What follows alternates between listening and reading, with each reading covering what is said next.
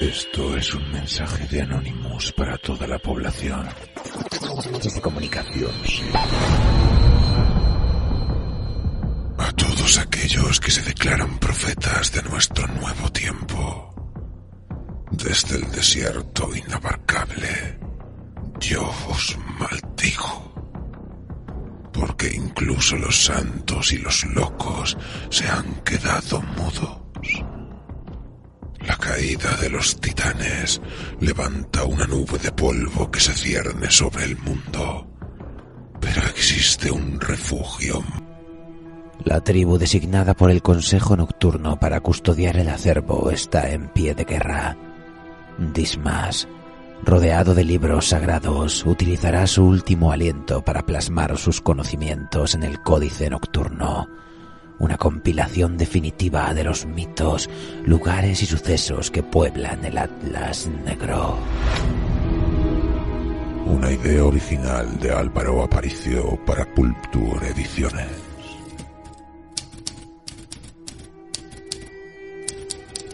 Humo, que Darius acumuló la confianza suficiente para abordar temas de un hermetismo solo aparente. Agnès habló. Con Annette sentada a los astre con el diario sobre sus rodillas, Fabricio acodado en una barandilla del nivel superior con su cuaderno de dibujo, y Darius, en éxtasis perpetuo, revolviendo los estantes de las librerías. Así consumieron las madrugadas en compañía de una hija de la muerte que jamás se opuso a contestar una pregunta. Si acaso, quizá la respuesta no fuera clara, pero jamás callaba. Annette Moyne escribió, con una caligrafía descuidada que ponía de manifiesto su extenuación tras horas de una exigente atención. A petición del maestro, interesado en un tratado de magia curativa, la anfitriona comenzó a hablar de su deambular por un lazareto de Génova, cuando de pronto se sumió en un silencio taciturno.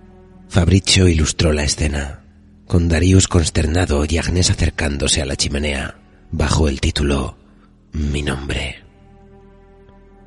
«¿Qué ocurre?», susurró de pronto Massenet. Fabricio no se atrevía a pestañear. Annette contuvo la respiración para oír mejor. «En esa leprosería encontré a una niña idéntica». Agnès se interrumpió a sí misma con un suspiro que contrajo y dilató el fuego y las sombras. Pero no era ella. ¿Quién?, insistió Massenet. ¿Quién era ella? ¿De quién habláis? Del motivo por el cual hoy me llamáis Agnès. En el uso limpio y fluido de la palabra por parte de Moyne, percibo una reconstrucción sesuda, demasiado literaria, a partir del testimonio de Agnès, pero eso no le resta ni un ápice de verosimilitud. Muy al contrario, me hace sentir ahí, en esa biblioteca nocturna, con Darius cayendo de espaldas en una butaca de respaldo alto, y entre truenos se oían las voces de los legionarios que patrullaban las inmediaciones. Boca arriba, retorcida, medio atrapada, las gotas le golpeaban las escleróticas. No necesitaba parpadear. En esa fosa común, tráfico bombeado desde la piedra de los tecuellos, todos estaban tan muertos como ella. ¿Quién era esa vez?, se preguntó buscando conectar sus impulsos con un brazo aprisionado. Tiró hasta desembarazarse del peso de un cadáver vecino y se llevó la mano a los ojos. Sus dedos ensangrentados resplandecían con la luz perdida, lejana, de unas antorchas refulgiendo en un pasillo de troncos próximo. Eran dedos de mujer joven, uñas de trabajar la tierra, muñecas de hambre.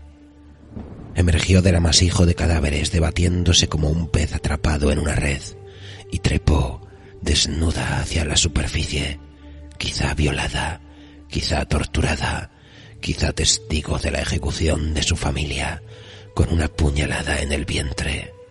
Capturó un matojo de pasto fuerte y se izó con rapidez. Medía 1,5 metros y no pesaba más de 30 kilos. A través de los relámpagos de la tormenta, avistó las ruinas del pueblo, 23 cabañas mal incendiadas por la intervención de la lluvia. Desconocía cuál pertenecía a la mujer que había decidido poseer. Desconocía también en qué punto de las Calias había despertado. La única certeza que Agnès albergaba era que las legiones de César acampaban cerca y que las patrullas, aburridas, visitaban los asentamientos arrasados en busca de divertimento y objetos de valor. 3 antorchas muy dispersas recorrían la profundidad del macizo forestal, pero advirtió la presencia de una cuarta en el interior de la cabaña mayor, la que presidía la plaza del pueblo, la única que no parecía inmensamente humilde, y pensó que si merecía la atención de saqueadores, encontraría alguna prenda para disimular su desnudez. Caminó descalza sobre la hierba. Las irregularidades de la tierra murmuraban el galope de la caballería germana, describiendo círculos mientras ardían los techos de paja. Agnès se internó por la única callejuela del Villorrió, un latigazo de tierra horadada por las carreteras y los bueyes, y descubrió un escenario vaciado, un teatro sin actores. El viento se ensañaba con las soledades, agitando puertas y ventanas que tiempo atrás alguien hubiera sujetado. Entró en la cabaña mayor al son de un trueno que retembló en sus talones. La antorcha de los saqueadores se había desplazado a una estancia interior de la vivienda, sumiendo la entrada en penumbras. Agnès no tenía intención de confrontarlos. Su único propósito era obedecer los mandatos que la hacían despertar cada vez. Así se adentró en la cabaña, indiferente al desorden de restos y recuerdos, y pronto comprendió que aun siendo la residencia del jefe del pueblo, los 6 años previos de caos y guerra habían bastado para ahogarlos a todos en la pobreza. Quizá los saqueadores llegaran a la misma conclusión, pues no tardaron en reconducir sus botas hacia la salida. Antorcha y pisadas ganaron intensidad hasta que la llama la alumbró. El cadáver de una mujer que de pie en mitad de un salón arrasado devolvía la mirada. Eran 3. El más joven, el más estúpido, cruzó la mano derecha sobre su estómago y desenvainó el puñal que pendía de su cinturón con tal torpeza que el filo le abrió un tajo en el anverso del brazo izquierdo, no lo suficientemente apartado de la trayectoria del arma. Quien sostenía la antorcha apuntó el fuego hacia la reanimada mientras el último saqueador, fuera de sí, le preguntaba al muchacho del puñal qué clase de maldición le había lanzado la aparición para que sangrase de aquella forma. Pero Agnès no albergaba ninguna aversión al hombre. Estar ahí, ser testaferro de la muerte, solo cumplía el propósito de acudir al epicentro del clamor, donde más la necesitaran, donde la parroquia, aburrida del límite de sus fronteras, aprovechase la coyuntura para suponer un riesgo. Ahí estaría. Por eso, consciente de su aspecto, se movió a un costado para franquearles el paso. El portador de la antorcha, cabecilla de la partida de saqueo, no supo interpretar el gesto. El muchacho, muy grave, tenían que regresar al campamento y rezar porque el hospital no estuviera abarrotado. «Vamos a pasar», vociferó el portador de la antorcha. «No te muevas». Agnès, impávida, asistió a un breve instante de organización, en el cual el segundo cogía al joven por detrás, mientras el cabecilla avanzaba con una mezcla de terror y violencia. «¿Qué hacéis aquí?», siseó Agnès. El portador de la antorcha se paró frente a ella con una brutal contrariedad. El segundo pasó por detrás, mirando de soslayo, con el joven balbuceando que se dormía. «¿No regresabais a vuestra patria?», insistió Agnès. «¿Por qué seguís aquí?». «¿Qué druida te ha despertado?», espetó el hombre. «Ninguno», contestó seca. «Contesta mis preguntas. ¿Por qué acampáis aún en la Galia? ¿Regresabais a Roma?». El hombre entornó los párpados, confuso con la deriva de la conversación. No se trataba solo de la naturaleza sobrenatural de su interlocutora, sino del valor de la información que exigía conocer. «Formaba parte del plan», susurró. César ha simulado su retirada para engañar al jefe celta y lo ha conseguido. Mañana marchamos a Alesia. Dime más. Es todo cuanto sé, objetó el hombre, alejándose en cuanto advirtió que sus compañeros salían por la puerta. Ahora vuelve a tu tumba y háblales de mí, de Cornelius, y de cómo atendí con valentía tus inquietudes. Pero vuelve. Por terrible que haya sido tu muerte, no puedes deambular por los bosques. Tu lugar es la fosa. Agnès guardó silencio. La lluvia repiqueteaba contra el techo. Solo dime si habéis encontrado ropa, dijo al fin. En la habitación del fondo hay un arcón con telas. Ignoro si hay prendas. Si quieres vestirte, sea, pero tu lugar seguirá siendo la tumba. Vuelve a ella. Fuera de ahí solo causas miedo y tristeza. Dicho lo cual, desapareció junto a los demás, llevándose la luz. Agnès meditó unos segundos sobre la coherencia de las respuestas del legionario y, dándolas por creíbles, se dirigió a la habitación del fondo. La última revisión del diario del evento, fechada en abril de 1989, cuenta con notas a pie de página de Lamberto Mahmoud Tanús, que ensamblan el contexto histórico necesario para comprender el contexto de Agnès. Lamberto esboza a un Julio César adentrándose en la Galia, un territorio desconocido más allá de sus provincias meridionales, es decir, los pasillos de bosque que garantizaban una comunicación terrestre entre Roma e Hispania. Pero antes de la intervención de César, aquella región por dominar ya vivía sus propias carnicerías, generalmente protagonizadas por los clanes celtas que la poblaban. No cabe duda que esta división contribuyó a la causa romana.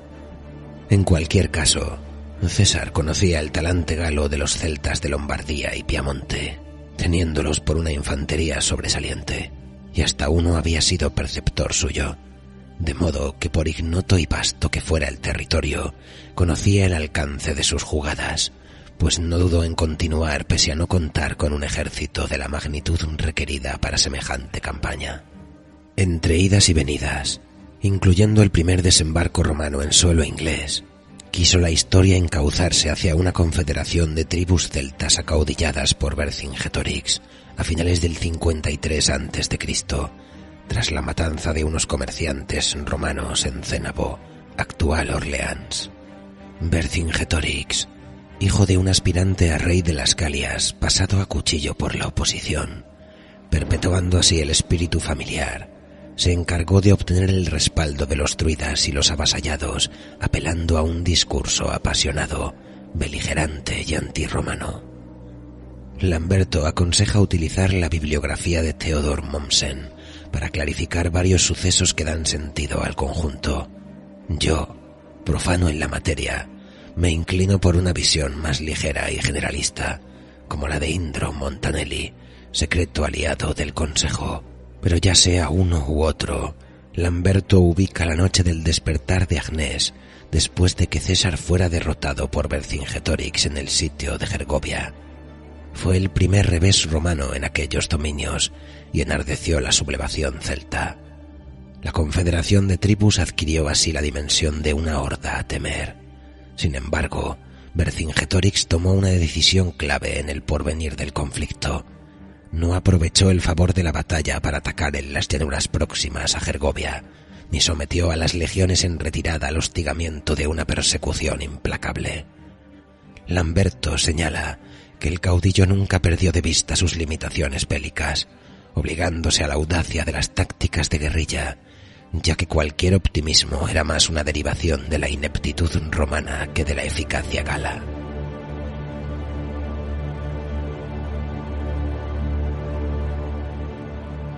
Llegamos así al falso repliegue de César al sur, a la frontera itálica, que parecía desesperado por habituallar a sus legiones, dado que Vercingetorix había adoptado la política de tierra quemada para con los suyos, de manera que ningún romano pudiera abastecerse a través del saqueo.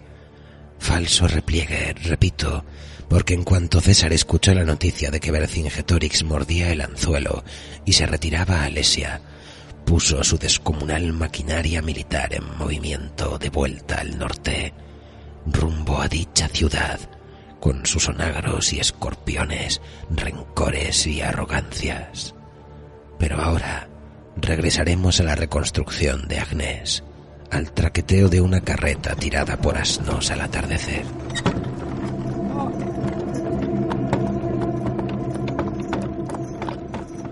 El ánimo imperante era inquieto, como quietas las nubes sobrevolando aquel bochorno de verano. Vestida no parecía muerta, sino inmensamente enferma.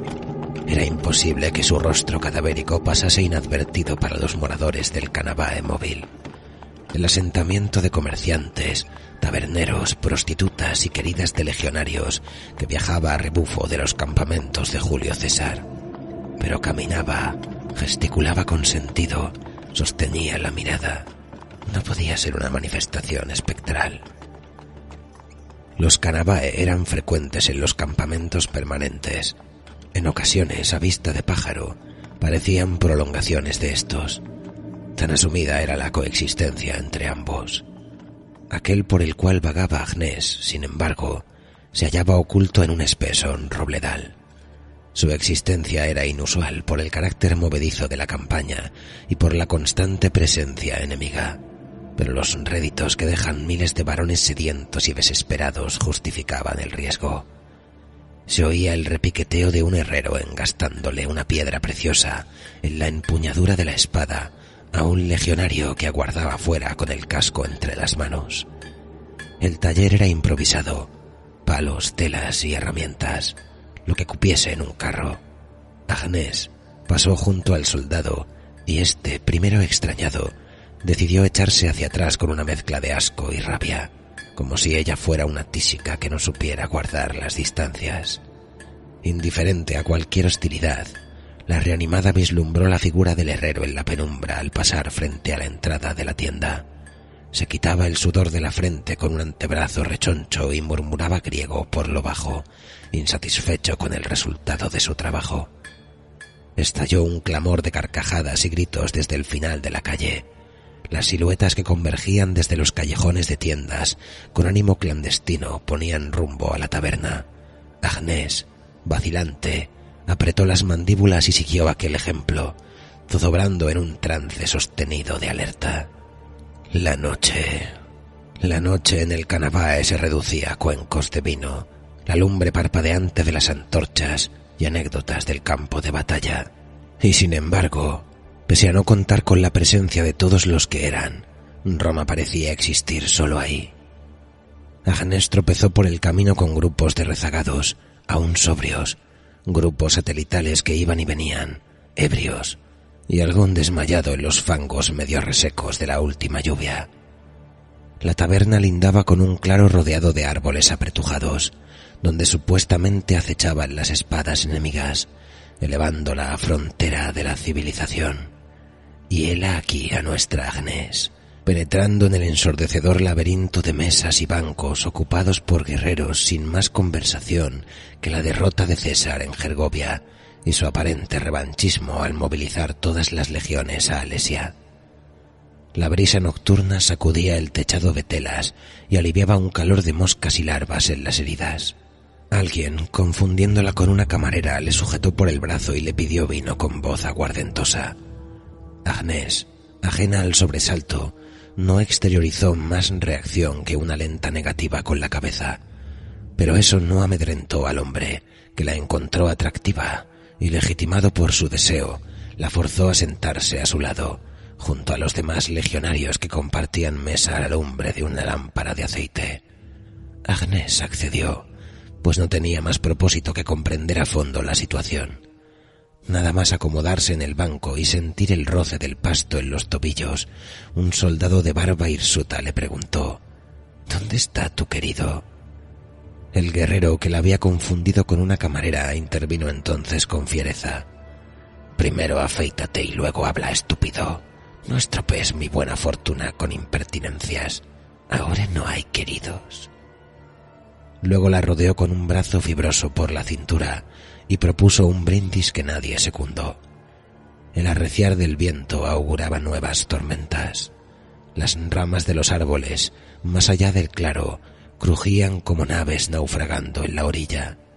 Tras unos instantes de silencio, uno de los legionarios comenzó a contar una anécdota acerca de la construcción de un puente de balsas, cerca de Gercopia, y de cómo un escuadrón de jinetes terminó en el agua.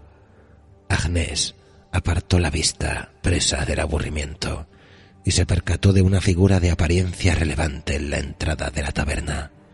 A pesar de las horas, llevaba puesto un casco con una cresta que atravesaba lateralmente su cabeza. «¿Conoces al centurión Numerio?», musitó quien la rodeaba por la cintura.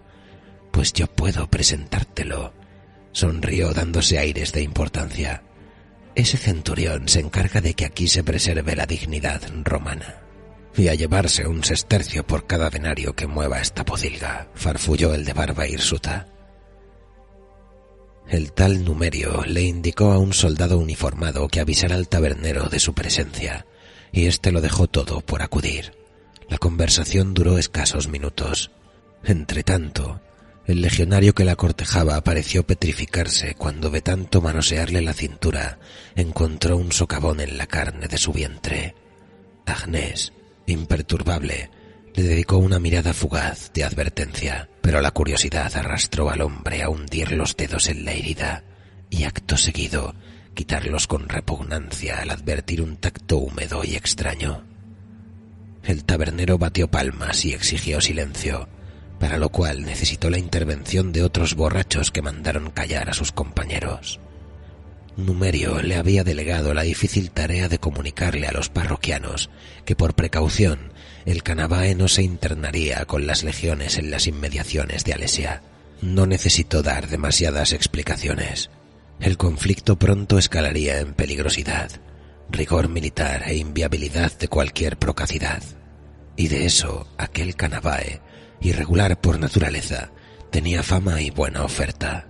«Esta es la última noche», subrayó el tabernero con desaliento. «Aprovechad lo que os queda de calma. Os esperaremos al sur, si los dioses no se oponen.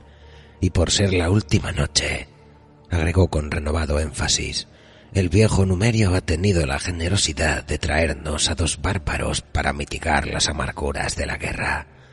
El combate empezará enseguida, y solo se aceptarán apuestas a partir de los 10 sestercios».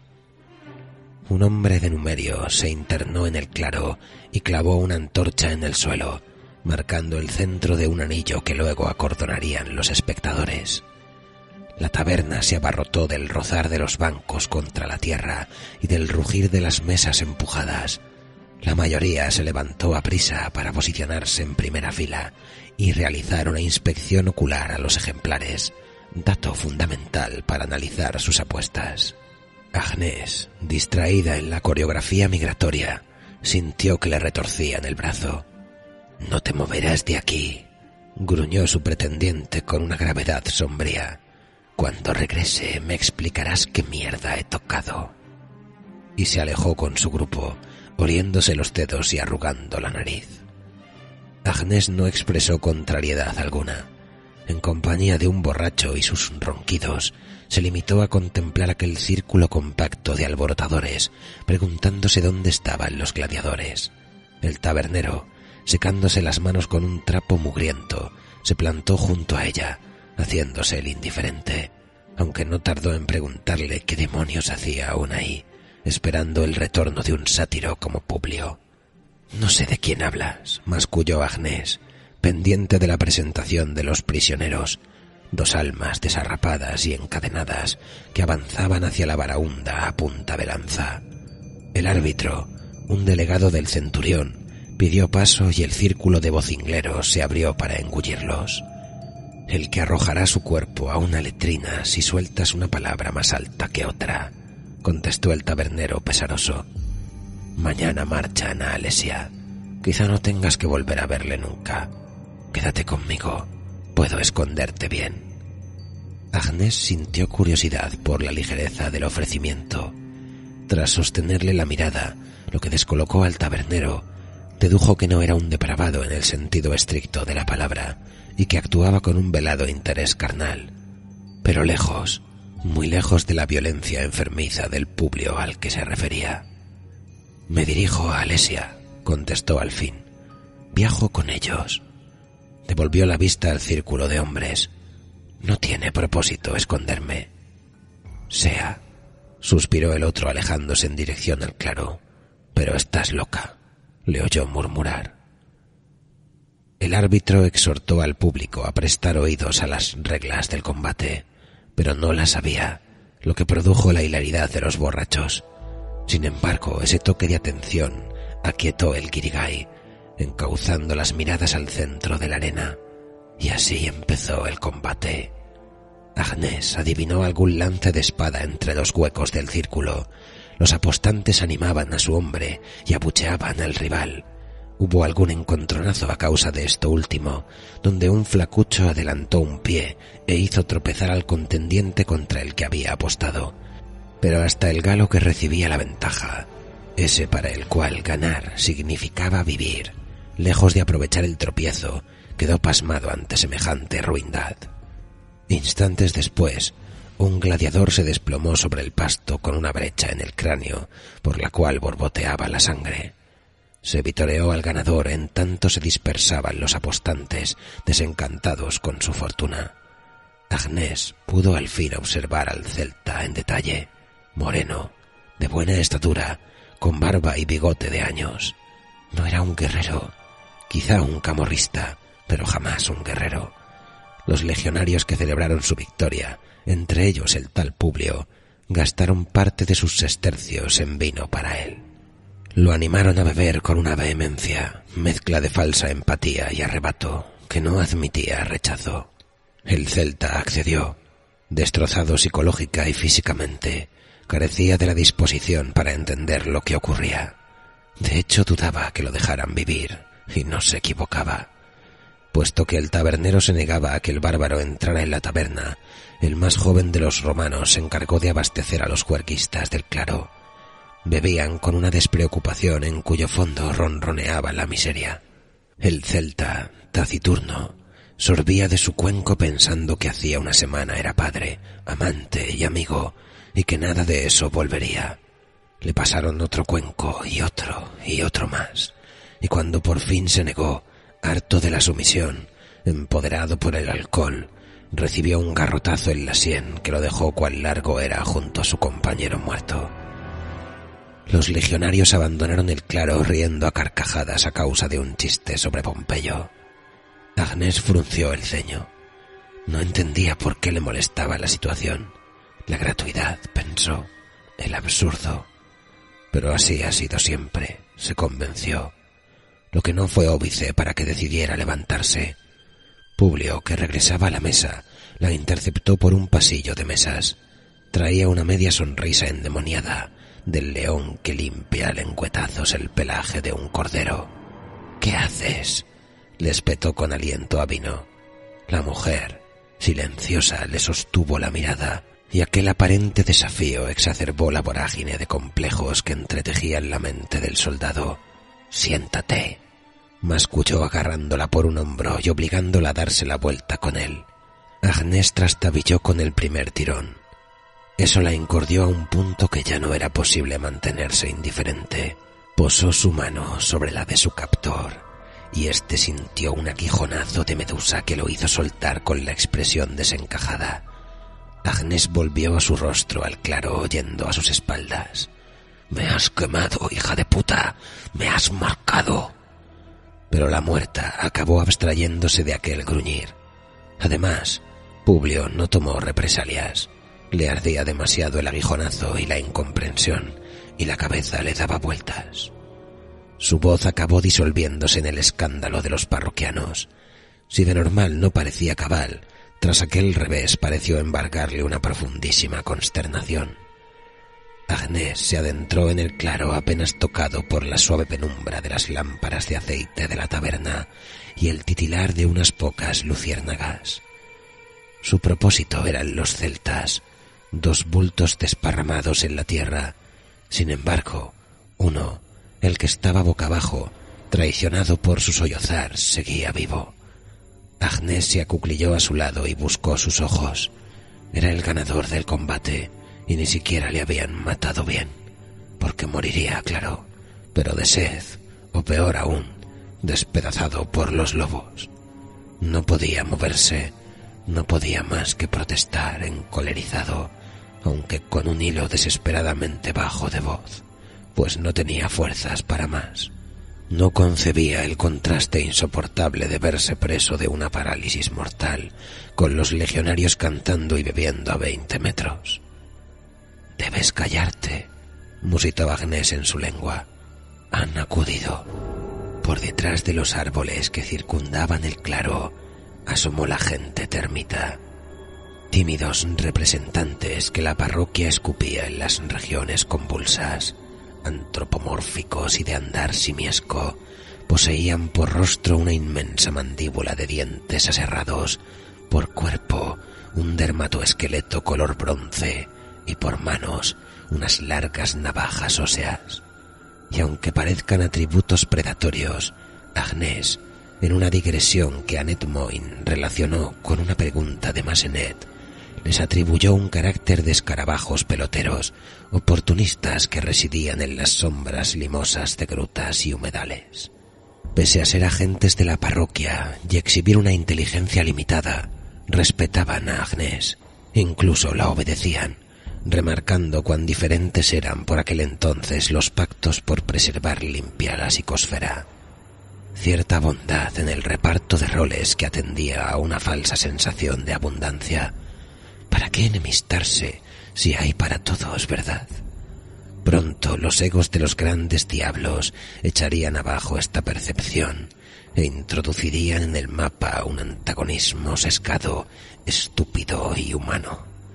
Hasta entonces, esa noche, las entidades penetraron en el claro como una hueste de gibones, observando y olfateando las luciérnagas que poblaban los helechos.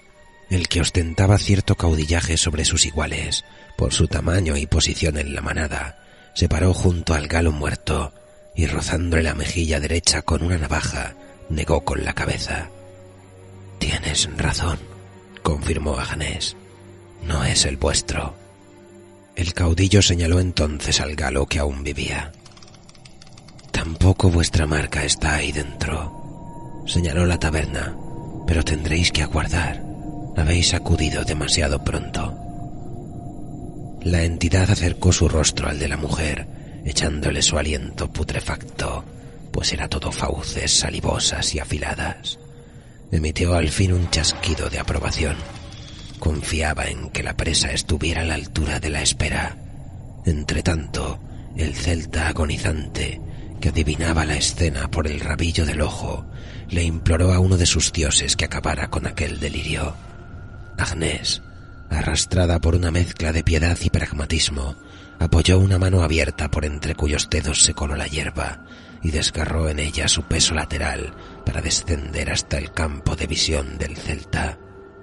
Por un instante sintió la tentación de decirle algo amable y tranquilizador, pero semejante angustia merecía la verdad del silencio, y sopló su rostro como el que apaga una vela.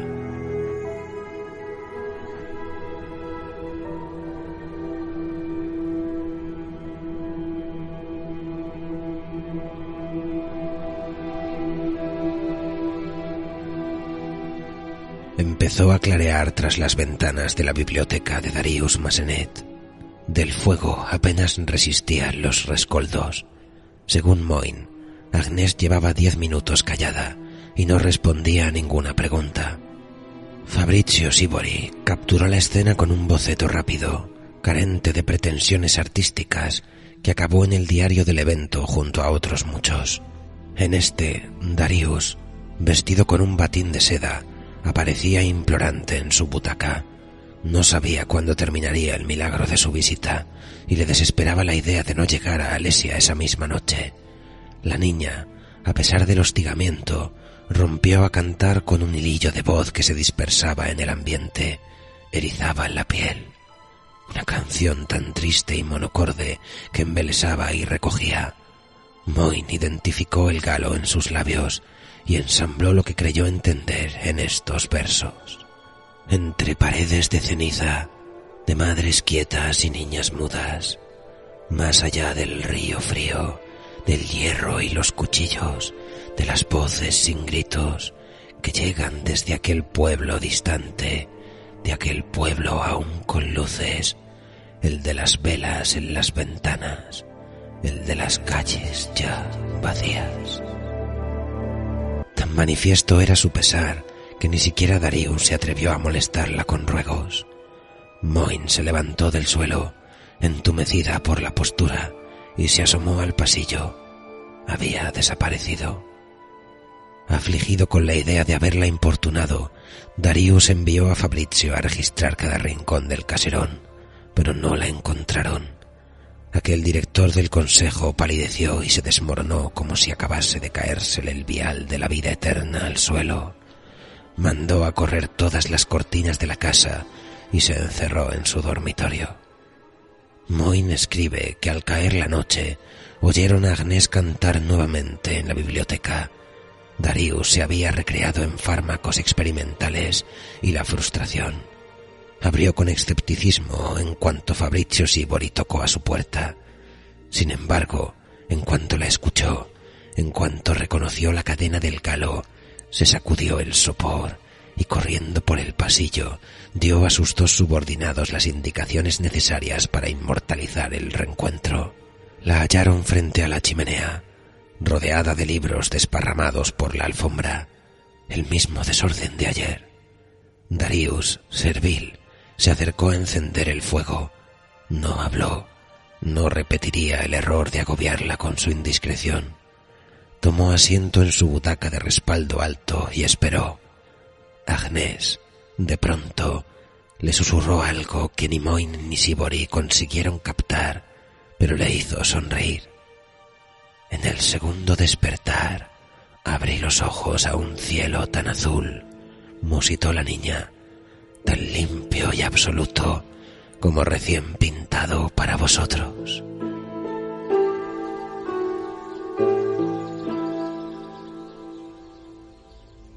Agnès palpó el suelo y percibió algo extraño que la hizo llevarse la mano izquierda a la cara. Le faltaban dedos, el índice y el anular. De pronto oyó el canturrear de un hombre. Se incorporó con lentitud, adaptándose a las peculiaridades del entorno. Una loma ventosa desprovista de árboles. Encontró a un legionario de perfil, con media cabeza vendada con un trapo, apoyado en una pala clavada en el pasto. Descansaba de cavar tumbas. No era joven, quizá por ello su servicio se ceñía a las inhumaciones. Su barba cana, desigual y desordenada, acentuaban la sensación de que vivía un retiro en pausa, demasiado viejo para combatir y demasiado lejos de casa para descansar. En un momento dado, tras resoplar de hastío, se inclinó para matar un tábano que se cebaba con sus pantorrillas. Descubrió entonces que uno de los cadáveres, vestido con su vieja túnica de soldado, le observaba con detenimiento. «Tú estás muerto», le espetó. Agnès, que comprendió al fin que poseía el cuerpo de un hombre, se levantó para demostrarle que se equivocaba. «¿Te conozco?», gruñó el sepulturero apelando a la pala para defenderse. «Lo dudó», aventuró Agnès cauta. «Aquí somos muchos». «Eso ya lo sé. No me has entendido», agregó perspicaz. «Si estás muerto, ¿quién eres ahora? Exijo saber si eres un espíritu vengativo». «No nos conocemos», respondió Agnès. «Tranquilízate. Baja esa pala». «Que me tranquilice. Te han cosido a puñaladas, ese hijo de puta galo». Apuntó un dedo al norte. «Sabe que no puede con César en campo abierto y se divierte enviando salvajes para fastidiar nuestras caravanas de aprovisionamiento. No ibas solo, ¿lo recuerdas? Fue una matanza». El cadáver apretó las mandíbulas. Carecía de memorias de aquella piel más allá del despertar. «No. Muertos. Los 5 y tú, el peor. Volcaron la carreta, destrozaron las ánforas y mataron a un caballo. ¡A un caballo! ¿Por qué alguien mataría a un caballo?» «Por piedad», suspiró poniéndose en marcha. Quizá resultase herido en la pelea, no lo sé. ¿A dónde vas? Agnès oteó el horizonte y calculó las distancias en mitad de un vacío agreste que auguraba una larga caminata. Finalmente posó la vista en la mula y el carro en la cual el sepulturero había transportado los muertos. «Al hospital del campamento», contestó. «Necesito que me revisen las heridas cuanto antes». Y se palpó el pecho para confirmar que los lamparones de sangre seca seguían ahí. El sepulturero, consternado, arrojó la pala y se llevó las manos a la cabeza. «Oh, lo siento. Es que...» tragó saliva apurado. «No sé qué...». Un bastión en una posición elevada, beneficiado por la configuración geográfica y fortificado para soportar en ese asedio los embates de los onagros. Vercingetorix pretendía repetir el éxito de Gergovia, forzar a César a otro ataque a pecho descubierto contra sus defensas que desmigajara su determinación de continuar en la Galia. Pero César tenía fresco el recuerdo de su último fracaso. Sabía que Alesia rozaba lo inexpugnable en términos de pérdidas asumibles y veía por las dimensiones del lugar que los recursos de aquella plaza fuerte colapsarían rápido ante la enormidad del ejército defensor. Si la intención de Vercingetorix era acantonarse y esperar, obstinado en tácticas fabianas de desgaste y escaramuza, César sería su reflejo en el espejo. Mandó a construir una empalizada de contravalación de 17 kilómetros de longitud que rodearía la ciudad, bloqueando toda vía de suministro. Agnès, zarandeada por el traqueteo de la carreta, viajaba con la vista puesta en el camino que dejaban atrás. Al rato, penetraron en un robledal donde se oía el golpeteo de los hacheros y el ocasional crujir prolongado de un árbol precipitándose a la hojarasca. Agnès encontró un sinfín de leñadores repartidos por la zona. Varios suboficiales supervisaban los trabajos escogiendo los ejemplares más adecuados para la empalizada. Jóvenes de escaso ramaje y fácil transporte. El sepulturero, querido por su veteranía, correspondió un par de saludos y deseó buena suerte desde lejos, pues las circunstancias le impedían detenerse. Al salir del robledal, Alesia apareció en la cima de un monte escarpado, rematado en meseta. Por la diferencia de altura con respecto a su posición, Agnès no vislumbró más que la empalizada que rodeaba la ciudad contra un cielo azul inmaculado. César había distribuido sus fuerzas en varios campamentos base y otros tantos reductos secundarios que tenían el propósito de proteger posiciones clave. Agnès nunca supo en cuál se adentraba, porque mirase donde mirase, siempre a una media de 600 metros de la capital Manduvia, advertía el ajetreo de los escuadrones de trabajo acordonando la zona. Cientos de hombres cavando trincheras y enterrando los troncos que se convertirían en la empalizada de contravalación. Pasado el puesto de guardia, la carreta entró en la vía principalis, marcada por el topógrafo responsable de establecer la posición de aquel campamento. Agnès, sin intención de dar explicaciones en el hospital de campaña, aprovechó la primera distracción del sepulturero para apearse de la carreta y escabullirse por un callejón de tiendas. A pocos metros se acuclilló en un charco para limpiarse el rostro, las manos y los antebrazos. La disciplina romana exigía una presencia acorde al espíritu regio de la urbe, y en aquel charco advirtió su rostro demacrado, juvenil, de pómulos pronunciados, mejillas hundidas y ojeras amoratadas. Un jinete que pasaba cerca se le quedó mirando, pero tendría preocupaciones mayores que los asuntos de un anónimo, y no tardó en marcharse. Agnès reconoció entonces que su aspecto no se prestaba a una exposición sostenida, y decidió perderse en el laberinto interior de tiendas. En una encrucijada, topó con un puñado de hombres sentados alrededor de una fogata apagada. Aquel espacio de tierra pisoteada les valía de patio trasero, una ilusión de intimidad al margen de los oficiales. Todos callaron al verle. Uno, que apretó los puños para esconder los dados y los estercios, le preguntó si buscaba algo. Agnès, en lugar de contestar, desvió su atención al rascar de serruchos que traía la brisa desde la empalizada de contravalación. Ahí quería llegar.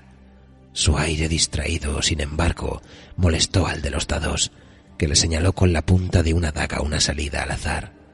El cadáver ignoró su animadversión y, eligiendo la senda que consideró más directa a su destino, se dispuso a desfilar por delante de él. Un hombretón que hasta ese momento, ajeno en lustrar su espada, decidió adelantarse a la reyerta para agarrarle un brazo con un apremio disfrazado de gentileza.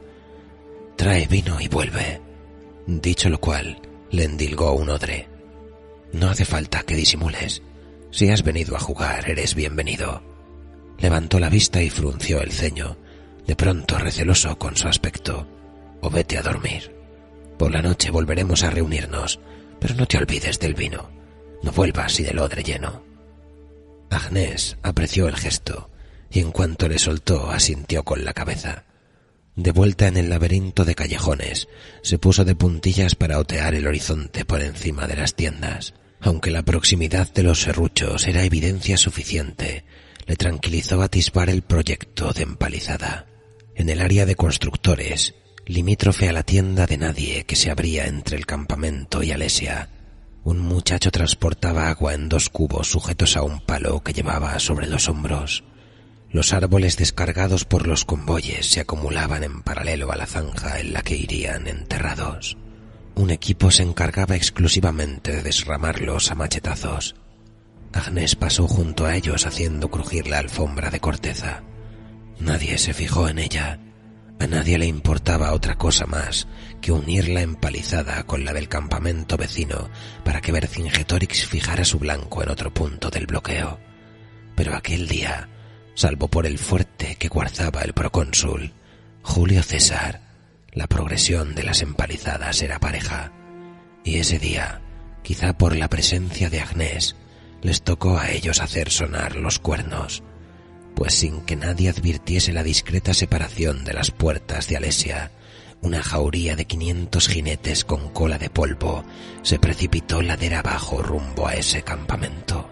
Considerando la magnitud del ejército galo, en torno a los 80.000 combatientes, ese ataque no pretendía atribuirse la resolución del conflicto. Su único propósito era matar a los trabajadores e incendiar la empalizada, y repetir las excursiones hasta que se obrase el milagro del error romano, ese que tanto les valió en Gergovia. Los trabajadores depusieron las herramientas y corrieron a sus tiendas para equiparse debidamente. Mientras tanto, delatadas por el alzamiento de sus enseñas en poder de sus signifieres, las centurias fueron convergiendo desde diversos puntos hasta posicionarse al borde de la tierra de nadie. Un regimiento de caballería germana acudió desde un campamento vecino. Eran reconocibles por su desorden y ferocidad. Agnès se sentó en el suelo salpicado de corteza de